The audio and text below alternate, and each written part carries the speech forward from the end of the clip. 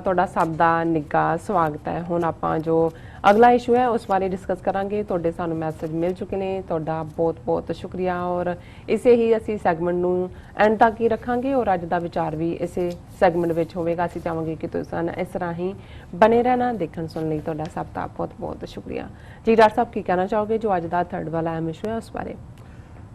ਦੇਖੋ, ਮੈਂ ਸਮਝਦਾ ਹਾਂ ਵੀ ਇੱਕ ਪਾਸੇ ਜਿੱਥੇ 22 ਕਰੋੜ ਲੋਕ ਪਾਕਿਸਤਾਨ ਦੇ ਵਿੱਚ ਕਸ਼ਮੀਰੀਆਂ ਦੇ ਨਾਲ ਛਾਤੀ ਤਾਣ ਕੇ ਖਲੋਤੇ ਨੇ, ਯਕਜ਼ਦੀ ਦਾ ਇਜ਼ਹਾਰ ਕਰ ਰਹੇ ਨੇ।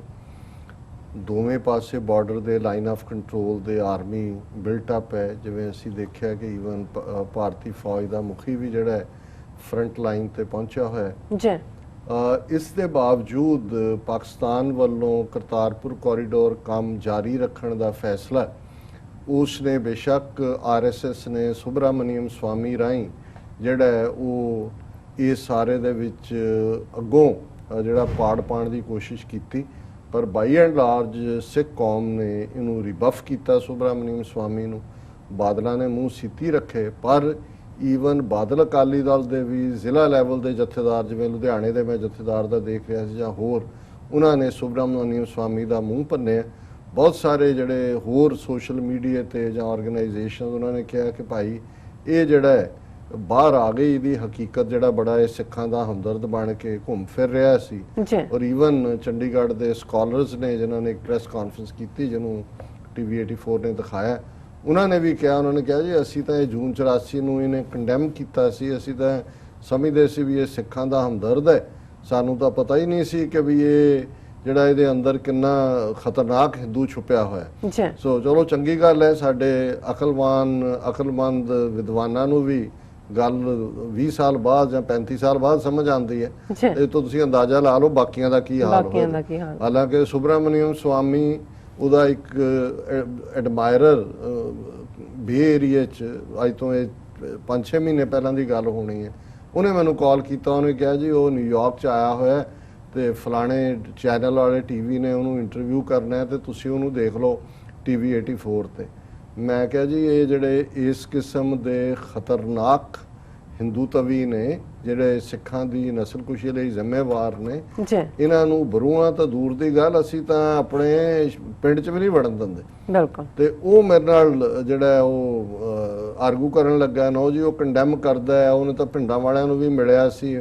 ਮੈਂ ਕਿਹਾ ਜੀ ਮੈਨੂੰ ਵੀ ਪਤਾ ਹੈ, ਮੈਂ ਵੀ ਉਸ ਬਹੁਤ ਸਾਰੀਆਂ ਦਾ ਵਿਟਨੈਸ ਹੈ ਕਿ ਇਹਨੇ ਇਹ ਉੱਥੇ ਕਿਹਾ ਸੀ ਕਿ ਜੀ ਦੇਖੋ ਮੈਂ ਵੀ ਐਮਰਜੈਂਸੀ ਦੇ ਵੇਲੇ ਮੈਂ ਸਿੱਖੀ ਰੂਪ 'ਚ ਵਿਚਰਿਆ, ਮੈਂ ਵੀ ਸਿੱਖ ਹਾਂ। ਉਹ ਕਹਿੰਦੇ ਹਾਂ ਕਦੇ ਕਦੇ ਗਿੱਦੜ ਜਿਹੜਾ ਉਹ ਸ਼ੇਰ ਦੀ ਖੱਲ ਪਾ ਲੈਂਦਾ, ਖੱਲ ਲਾਹ ਦੇ ਤਾਂ ਫਿਰ ਗਿੱਦੜ ਉਹਦੇ ਵਿਚਲਾ ਨਿਕਲ ਆਉਂਦਾ। ਸੋ ਮੈਂ ਸਮਝਦਾ ਵੀ ਜਿਹੜਾ ਉਹਨੇ 30-35 ਸਾਲ ਤੋਂ ਸਿੱਖ ਹਮਦਰਦੀ ਦਾ ਉਹ ਮਖੌਟਾ ਪਾਇਆ ਸੀ ਉਹ ਲਾ ਦਿੱਤਾ ਹੈ। ਤੇ ਹੁਣ ਜਿਹੜੇ ਬਹੁਤੇ ਵਿਦਵਾਨ ਵੀ ਸੀ ਜਿਹੜੇ ਸਮਝਦੇ ਸੀ ਦੇਖੋ ਜੀ ਸੁਬਰਾਮਨੀਅਮ ਸਵਾਮੀ ਸਾਡਾ ਹਮਦਰਦ, ਇਹੀ ਹਾਲ ਰਾਮ ਜੇਠਮਲਾਨੀ ਦੇ ਹਵਾਲੇ ਨਾਲ ਰਿਹਾ, ਇਹੀ ਕੰਮ ਇਹਨਾਂ ਬਹੁਤਿਆਂ ਦਾ ਕੁਲਦੀਪ ਨਈਅਰ ਦੇ ਹਵਾਲੇ ਨਾਲ ਰਿਹਾ, ਇਹੀ IK ਗੁਜਰਾਲ ਦੇ ਹਵਾਲੇ ਨਾਲ ਰਿਹਾ।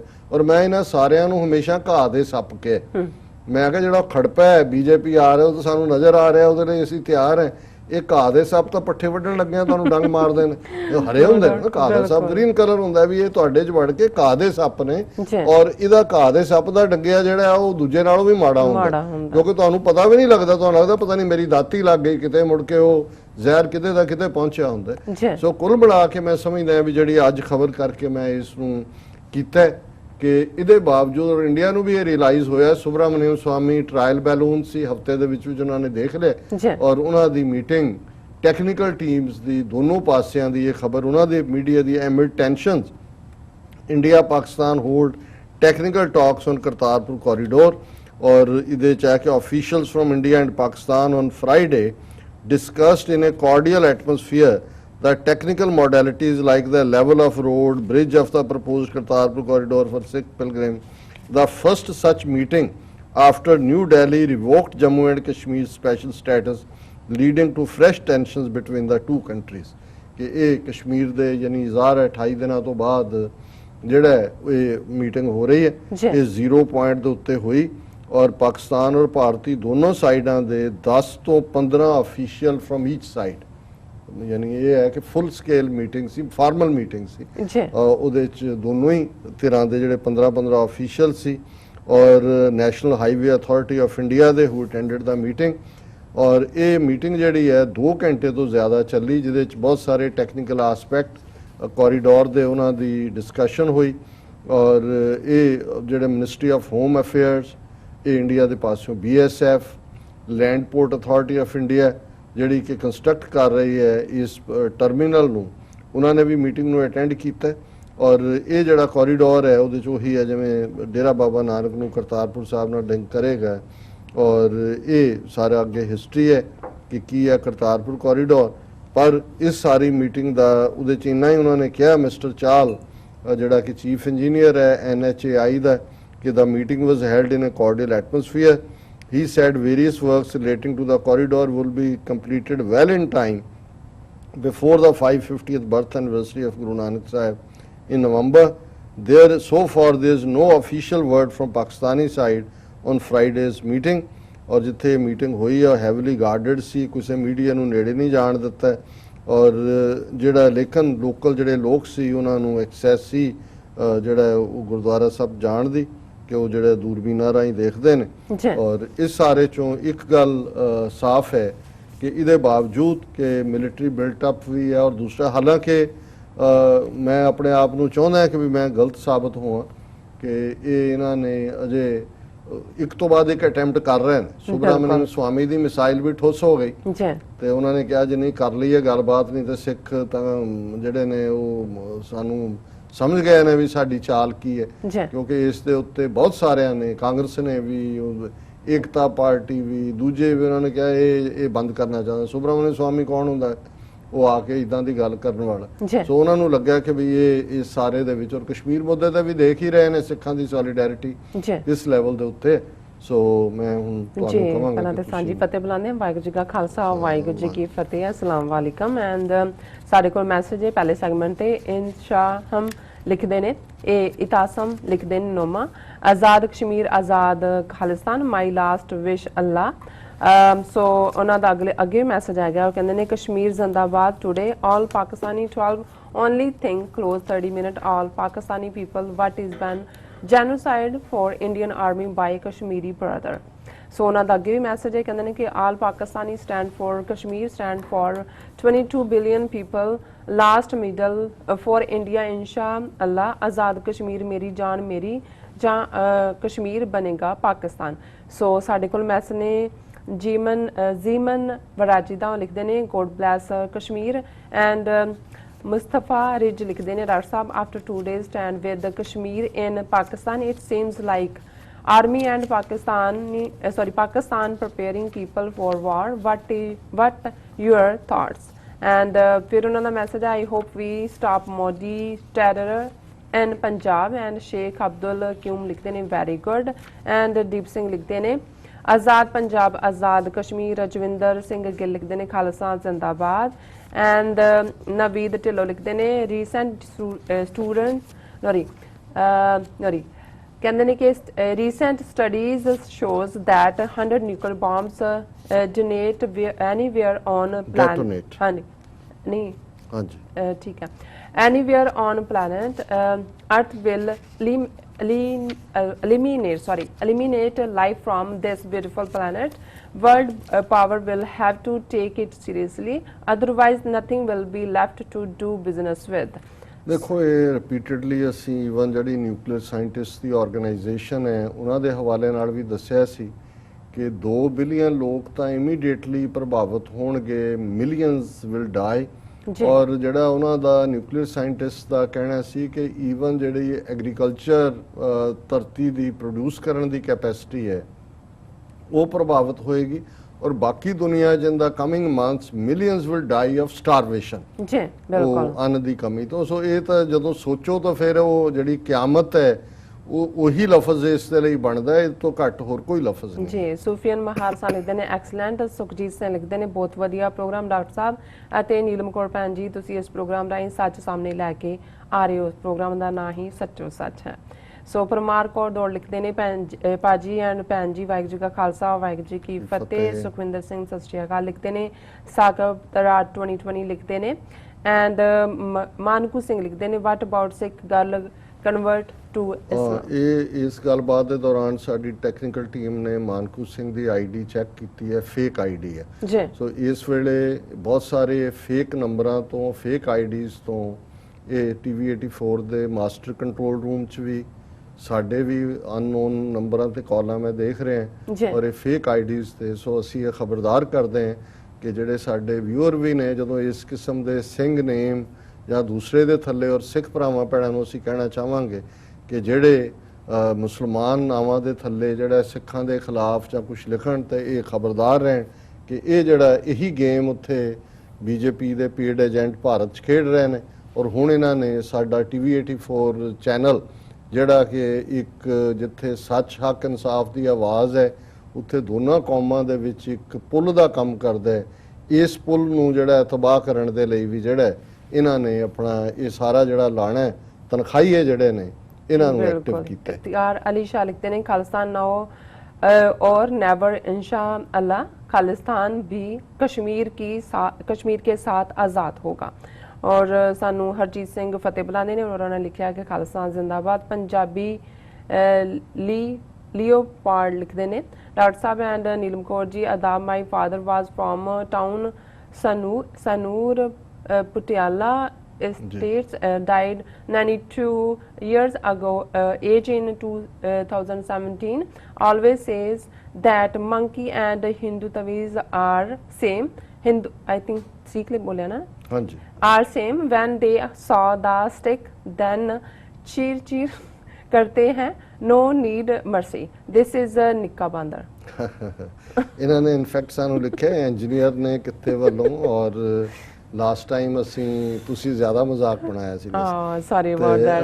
They heard. ਉਹਨਾਂ ਨੇ ਕਿਹਾ ਵੀ ਮੈਂ ਆਪਣੇ ਆਪ ਨੂੰ ਬਾਕੀ ਆਈਡੀਜ਼ ਤੋਂ ਡਿਸਟਿੰਕਟ ਕਰਨ ਦੇ ਲਈ ਰੱਖਿਆ ਹੈ। ਵੈਸੇ ਹੁਣ ਉਹਨਾਂ ਨੇ ਸਾਡੀ ਪਿਕਚਰ ਲਾ ਕੇ ਹੁਣ ਤਾਂ ਪੂਰਾ ਚੀਤਾ ਬਣਾਤਾ ਉਹਨਾਂ ਨੇ ਸਾਨੂੰ। ਨਹੀਂ ਉਹ ਤਾਂ ਵਧੀਆ ਹੈ। ਲਾਈਕ ਅਸੀਂ ਕਿਹਾ ਕਿ ਚਲੋ ਉਹਨਾਂ ਨੇ, ਕਿਉਂਕਿ ਕਾਫੀ ਜਿਹੜੀਆਂ ਆਈਡੀਜ਼ ਹੁੰਦੀਆਂ ਨੇ ਉਹ ਸੇਮ ਹੁੰਦੀਆਂ ਨੇ, ਸੋ ਉਹਨਾਂ ਨੇ ਸੈਪਰੇਟ ਆਈਡੀ ਬਣਾਈ ਨਾ, just we are joking. So doctor ਸਾਹਿਬ ਮੈਂ ਚਾਹਾਂਗੀ ਕਿ ਹੁਣ ਆਪਾਂ ਅੱਜ ਦੇ ਵਿਚਾਰ ਤੇ ਆ ਜਾਈਏ ਜਾਂ ਹੋਰ ਵੀ ਆਪਾਂ ਪਿਕ ਕਰਨੇ ਆ, ਕਿਉਂਕਿ ਟਾਈਮ ਤੇ ਹੋ ਗਿਆ। ਠੀਕ ਹੈ ਜੀ। ਅੱਜ ਅਸੀਂ ਇੱਕ ਸੈਗਮੈਂਟ ਜਿਹੜਾ ਹੈ ਉਹ ਖਾ ਰਹੇ ਹਾਂ, ਤੀਸਰੇ ਤੇ ਚੌਥੇ ਨੂੰ ਤੀਸਰਾ ਬਣਾ ਰਹੇ। ਬਿਲਕੁਲ। ਸ਼ੁੱਕਰਵਾਰ ਦੇ ਪ੍ਰੋਗਰਾਮ 'ਚ ਜੁਮੇ ਦੇ ਦਿਨ ਫਰਾਈਡੇ ਜੁਮਾ ਅਸੀਂ ਗੁਰੂ ਗ੍ਰੰਥ ਸਾਹਿਬ ਦੀ ਬਾਣੀ ਸ਼ਲੋਕ ਵਾਰਾਂ ਤੇ ਵਧੀਕ, ਜਿਹੜੀ ਗੁਰੂ ਗ੍ਰੰਥ ਸਾਹਿਬ ਦੇ ਅਖੀਰ 'ਚ ਹੈ, ਉਸ ਦੀ ਵਿਚਾਰ ਕਰਦੇ। ਔਰ ਦੋ ਸ਼ਲੋਕ, ਕਿਉਂਕਿ ਸ਼ਲੋਕ ਕਪਲੇਟ ਨੂੰ ਕਹਿੰਦੇ ਨੇ, ਬਹੁਤ ਸਾਰੇ ਸਾਡੇ ਪਾਕਿਸਤਾਨੀ ਭੈਣ ਭਰਾ ਵੀ ਹੌਲੀ ਹੌਲੀ ਇਹ ਨਗੇਟਸ ਆਫ ਸਪਿਰਿਚੁਅਲ ਵਿਜ਼ਡਮ ਇਸ ਪ੍ਰੋਗਰਾਮ ਨਾਲ ਜੁੜੇ ਨੇ। ਔਰ ਸਾਡੀ ਕੋਸ਼ਿਸ਼ ਵੀ ਹੋਏਗੀ ਕਿ ਅਸੀਂ ਜਿਹੜੇ ਸੂਫੀਆਨਾ ਸ਼ੋਰਾ ਨੇ ਉਹਨਾਂ ਦਾ ਵੀ ਅਕਸਰ ਅਸੀਂ ਕਰਦੇ ਹਾਂ ਗੱਲ, ਆਉਣ ਵਾਲੇ ਪੀਰੀਅਡ 'ਚ ਇੱਕ ਅੱਧਾ ਦਿਨ ਅਸੀਂ ਐਕਸਕਲੂਸਿਵਲੀ ਉਹਨਾਂ ਲਈ ਵੀ ਰੱਖਾਂਗੇ। ਹਾਲ ਦੀ ਘੜੀ ਜਿਹੜੇ ਅਸੀਂ ਸ਼ੁਰੂ ਕੀਤੇ ਹੋਏ ਨੇ ਪ੍ਰੋਗਰਾਮ, ਉਹਨਾਂ ਦੇ ਵਿੱਚ ਹੀ ਅਸੀਂ ਵਿਚਾਰ ਕਰਦੇ ਹਾਂ। ਔਰ ਮੇਰੀ ਕੋਸ਼ਿਸ਼ ਹੁੰਦੀ ਹੈ ਕਿ ਉਸ ਕਿਸਮ ਦੇ ਅਲਫਾਜ਼ ਇਸਤੇਮਾਲ ਕੀਤੇ ਜਾਣ ਤਾਂ ਕਿ ਸਾਡੇ ਇਧਰਲੇ ਲਹਿੰਦੇ ਪੰਜਾਬ ਦੇ ਭੈਣ ਭਰਾ ਵੀ ਜੁੜਨ ਵੀ ਸਾਡੇ ਨਾਲ, ਔਰ ਇਸ ਰੂਹਾਨੀ ਜਿਹੜੀਆਂ ਸੋਣ ਡਲੀਆਂ ਨੇ ਇਹਨਾਂ ਦਾ ਆਨੰਦ ਵੀ ਮਾਣਨ। ਔਰ ਇਹ ਸ਼ਲੋਕ ਕਪਲੇਟ ਨੂੰ ਕਹਿੰਦੇ ਨੇ। ਔਰ ਇਹਦੇ 'ਚ ਅਲਟੀਮੇਟਲੀ, ਕਿਉਂਕਿ ਅਸੀਂ ਜਦੋਂ ਦੁਨੀਆ ਦੇ ਬਣਾਉਣ ਵਾਲਾ ਵੀ, ਚਲਾਉਣ ਵਾਲਾ ਵੀ ਤੇ ਦੁਨੀਆ ਨੂੰ ਮੁਕਾਉਣ ਵਾਲਾ ਵੀ ਦੇਖਦੇ ਹਾਂ, ਤੇ ਉਹ ਇੱਕੋ ਇੱਕ ਅੱਲਾਹ ਤਾਲਾ ਹੈ, ਵਾਹਿਗੁਰੂ ਹੈ, ਰੱਬ ਹੈ ਉਹੀ। ਔਰ ਉਸ ਦਾ ਹੀ, ਉਸ ਰੱਬ ਦਾ ਹੀ ਇਸ ਕਾਇਨਾਤ ਦੇ ਉੱਤੇ ਹੁਕਮ ਚੱਲਦਾ ਹੈ। ਬਿਲਕੁਲ। ਸੋ ਆਬਵੀਅਸਲੀ ਖਸਮ ਮਾਲਕ ਨੂੰ ਕਹਿੰਦੇ ਨੇ, ਰੱਬ ਹੀ ਖਸਮ ਹੈ, ਮਾਲਕ ਹੈ। ਔਰ ਰੱਬ ਦੇ ਹੁਕਮ ਦੇ ਵਿੱਚ ਰਹਿਣਾ, ਇਹੀ ਜ਼ਿੰਦਗੀ ਦੀ ਹਕੀਕਤ ਬਣ ਸਕਦੀ ਹੈ। ਜੇ ਅਸੀਂ ਰੱਬ ਦੇ ਹੁਕਮ 'ਚ ਰਹੀਏ ਤੇ ਇਸ ਦੇ ਵਿੱਚੋਂ ਹੀ ਖੁਸ਼ੀ ਵੀ ਨਿਕਲਦੀ ਹੈ।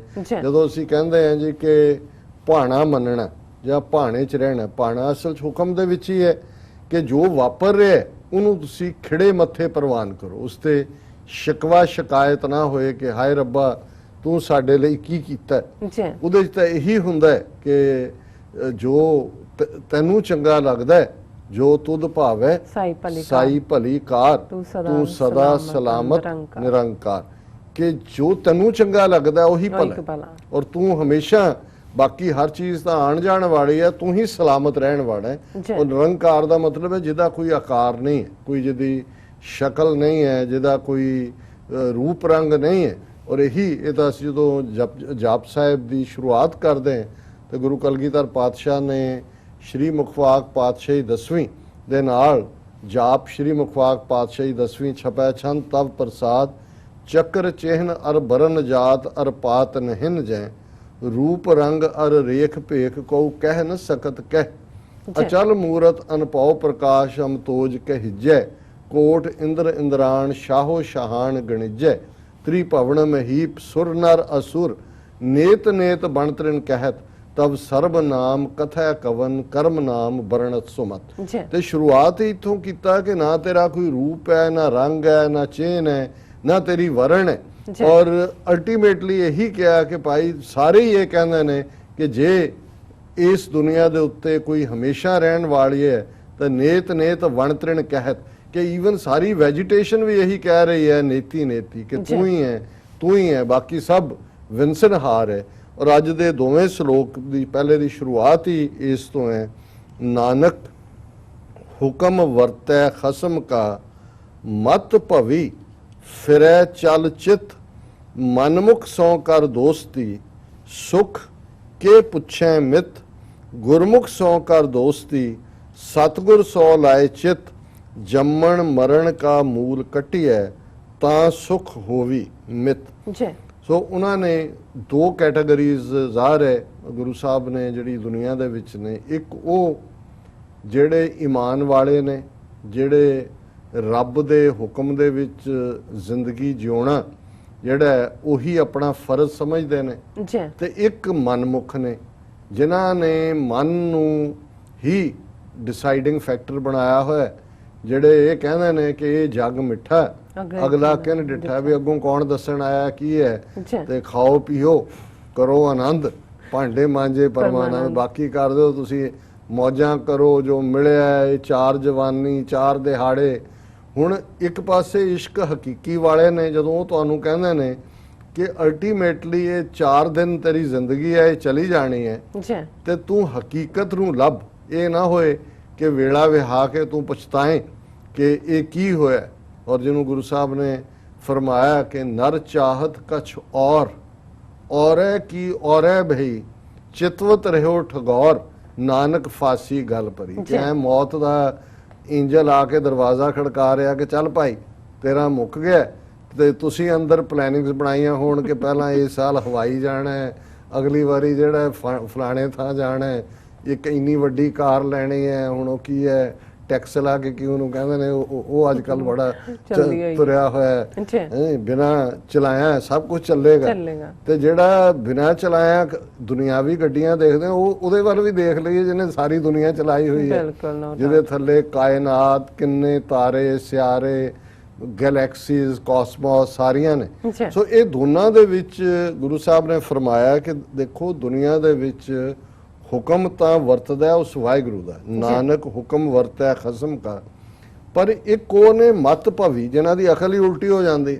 ਜਦੋਂ ਅਕਲ ਉਲਟੀ ਹੁੰਦੀ ਹੈ ਫਿਰੈ ਚਲ ਚਿਤ, ਫਿਰ ਉਹਨਾਂ ਦਾ ਦਿਮਾਗ ਇੰਨਾ ਚੰਚਲ ਹੁੰਦਾ ਹੈ, ਮਤ ਪੁੱਠੀ ਹੈ, ਫਿਰ ਆਪਣੀ ਮਤ ਦੇ ਪਿੱਛੇ ਤੁਰਦੇ ਨੇ। ਮਨਮੁਖ ਸੌ ਕਰ ਦੋਸਤੀ ਸੁਖ ਕੇ ਪਿੱਛੇ ਮਿੱਤ, ਕਿ ਦੋਸਤ ਜੇ ਤੂੰ ਦੋਸਤੀ ਮਨਮੁਖ ਦੇ ਨਾਲ ਕੀਤੀ ਹੈ, ਇਦਾਂ ਦੇ ਹੀ ਤੇਰੇ ਸਾਥੀ ਨੇ, ਫਿਰ ਤਾਂ ਹਾਲ ਪੁੱਛਣ ਦੀ ਲੋੜ ਹੀ ਨਹੀਂ, ਫਿਰ ਤਾਂ ਪਤਾ ਹੀ ਹੈ ਕਿ ਵੀ ਬਰਬਾਦੀ ਦੇ ਰਸਤੇ ਤੇ ਤੁਸੀਂ ਤੁਰੇ ਹੋ ਤੇ ਬਰਬਾਦੀ ਮਿਲੇਗੀ।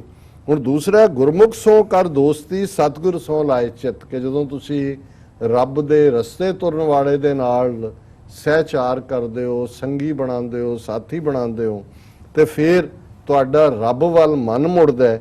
ਜੰਮਣ ਮਰਨ ਕਾ ਮੂਲ ਕੱਟਿਐ ਤਾਂ ਸੁਖ ਹੋਵੀ ਮਿਤ, ਤੇ ਉਸ ਪਾਸੇ ਤੁਰਿਆ ਫਿਰ ਤੁਹਾਨੂੰ ਜ਼ਿੰਦਗੀ ਦਾ ਮੂਲ ਹੁੰਦਾ ਜੜ, ਜ਼ਿੰਦਗੀ ਦੀ ਜੜ ਹਕੀਕਤ ਸਮਝ ਆ ਜਾਂਦੀ ਹੈ, ਜੰਮਣ ਮਰਨ ਦਾ ਗੇੜ ਕੱਟਿਆ ਜਾਂਦਾ ਹੈ, ਤਾਂ ਸੁਖ ਹੋਵੀ ਮਿਤ ਮੇਰੇ ਦੋਸਤ, ਫਿਰ ਤੇਰੇ ਅੰਦਰ ਆਨੰਦ ਹੀ ਆਨੰਦ ਹੋਏਗਾ। ਔਰ ਦੂਸਰਾ ਸ਼ਲੋਕ ਉਹਨਾਂ ਮਨਮੁਖਾਂ ਨੂੰ ਵੀ ਗੁਰੂ ਸਾਹਿਬ ਨੇ ਤਹਫੁਜ਼ ਦੇ ਦਿੱਤਾ ਹੈ, ਉਹਨਾਂ ਲਈ ਵੀ ਕਿਹਾ ਭੁੱਲਿਆ ਆਪ ਸਮਝਾਏ ਸੀ ਜਾਂ ਕੋ ਨਦਰ ਕਰੇ ਨਾਨਕ ਨਦਰੀ ਬਾਹਰੀ ਕਰਨ ਭਲਾ ਕਰੇ, ਕਿ ਭਾਈ ਜਿਹੜੇ ਭੁੱਲੇ ਹੋਏ ਨੇ ਮਨ ਦੇ ਰਸਤੇ ਚੱਲਦੇ ਨੇ, ਵਾਹਿਗੁਰੂ ਜੇ ਰਹਿਮਤ ਕਰੇ ਤੇ ਭੁੱਲਿਆ ਆਪ ਸਮਝਾਏ ਸੀ, ਜੀ। ਉਹਨਾਂ ਨੂੰ ਵੀ ਸਮਝਾ ਦਿੰਦਾ ਹੈ ਜਾਂ ਕੋ ਨਜ਼ਰ ਕਰੇ। ਪਰ ਇਹ ਜ਼ਰੂਰੀ ਹੈ ਕਿ ਉਹਦੀ ਨਜ਼ਰ ਉਹਨਾਂ ਦੇ ਉੱਤੇ ਪੈ ਜਾਏ ਤੇ ਫਿਰ ਜਿਹੜੇ ਗੁਨਾਹਗਾਰ ਨੇ ਉਹਨਾਂ ਦੇ ਲਈ ਵੀ ਰੱਬ ਦੀ ਦਰਗਾਹ 'ਚ ਦਰਵਾਜ਼ੇ ਬੰਦ ਨਹੀਂ ਹੁੰਦੇ। ਜੀ ਰੱਬ ਤਾਂ ਹੀ ਤਾਂ ਉਹ ਕਰੀਮ ਹੈ, ਰਹੀਮ ਹੈ।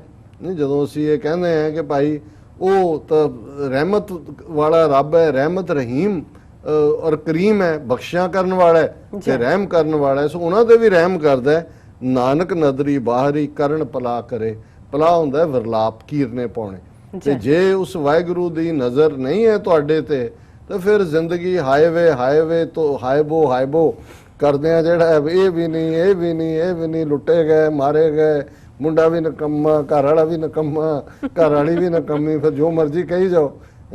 ਸੋ ਉਸ ਸਾਰੇ ਚੋਂ ਫਿਰ ਉਹਨੂੰ ਹੀ ਗੁਰੂ ਸਾਹਿਬ ਨੇ ਕਿਹਾ ਕਰਨ ਭਲਾ ਕਰੇ ਨਾਨਕ ਨਦਰੀ। ਤੇ ਜੇ ਨਜ਼ਰ ਹੈ ਫਿਰ ਤੁਹਾਨੂੰ ਇਹ ਹੁੰਦਾ ਹੈ ਕਿ ਹੇ ਵਾਹਿਗੁਰੂ ਤੇਰਾ ਸ਼ੁਕਰ ਹੈ, ਜਾਂ ਤੂੰ ਮੇਰੇ ਵੱਲ ਹੈ ਤਾਂ ਕਿਆ ਮੋਛੰਦਾ, ਤੁਧ ਸਭ ਕਿਛ ਮੈਨੂੰ ਸੌਂਪਿਆ, ਜਾਂ ਤੇਰਾ ਬੰਦਾ ਲਖਮੀ ਤੋਟ ਨਾ ਆਵੇ, ਖਾਏ ਖਰਚ ਰਹੰਦਾ, ਲੱਖ 84 ਮੇਦਨੀ ਸਭ ਸੇਵ ਕਰੰਦਾ, ਇਹ ਵੈਰੀ ਮਿੱਤਰ ਸਭ ਕੀਤੀ ਹੈ ਨਾ ਮੈਂ ਮੰਦਾ, ਲੇਖਾ ਕੋਈ ਨਾ ਪੁੱਛੇ ਜਾਂ ਹਰ ਬਖਸ਼ੰਦਾ। ਕਿ ਵੀ ਹੁਣ ਰੱਬ ਮੇਰੇ ਵੱਲ ਆ ਗਿਆ, ਹੁਣ ਕਿਸੇ ਨੇ ਲੇਖਾ ਨਹੀਂ ਪੁੱਛਣਾ ਤੇ ਆਨੰਦ ਪਿਆ, ਸੁਖ ਪਾਇਆ, ਮਿਲ ਗੁਰ ਗੋਬਿੰਦਾ ਸਭੇ ਕਾਜ ਸਵਾਰੀਆਂ ਜਾਂ ਤੁਧ ਪਾਵਨ। ਜੇ ਹੁਣ ਤੈਨੂੰ ਭਾਉਂਦਾ ਤੇ ਸਾਰੇ ਜਿਹੜੇ ਕੰਮ ਨੇ ਉਹ ਸੌਖੇ ਹੋ ਜਾਣੇ। ਜੀ ਡਾਕਟਰ ਸਾਹਿਬ ਤੁਹਾਡਾ ਬਹੁਤ ਬਹੁਤ ਸ਼ੁਕਰੀਆ, ਤੁਸੀਂ ਅੱਜ ਦੇ ਅਹਿਮ ਇਸ਼ੂ ਤੇ ਅੱਜ ਦਾ ਵਿਚਾਰ ਸਾਡੇ ਦਰਸ਼ਕਾਂ ਨਾਲ ਸਾਂਝਾ ਕੀਤਾ। ਇਸ ਦਿਨ ਆਪਣੇ ਵਿਊਅਰਸ ਕੋਲ ਨੇ ਇਜਾਜ਼ਤ। ਵਿਊਅਰਸ ਤੁਹਾਡਾ ਬਹੁਤ ਬਹੁਤ ਸ਼ੁਕਰੀਆ, ਤੁਸੀਂ ਆਪਣੇ ਕੀਮਤੀ ਸਮੇਂ ਵਿੱਚ ਸਮਾਂ ਕੱਢ ਕੇ ਸਾਨੂੰ ਆਪਣੇ ਰਾਏ